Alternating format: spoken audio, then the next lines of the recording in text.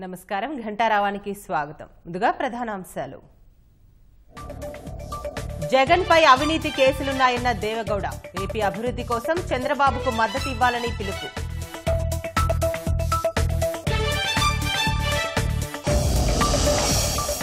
కర్నూలు జిల్లా కొలిమిగుండలో ఉద్రిక్తత. తెదేపా శ్రేణులపై వైకాపా కార్యకర్తల దాడి.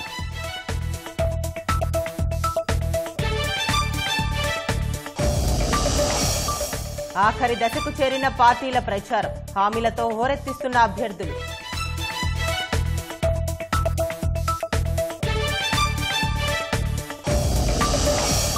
రాష్ట్ర వ్యాప్తంగా కిటకిటలాడుతున్న బ్యాంకులు. పసుపు కుంకుమ చెక్కులు మార్చుకుంటున్న మహిళలు.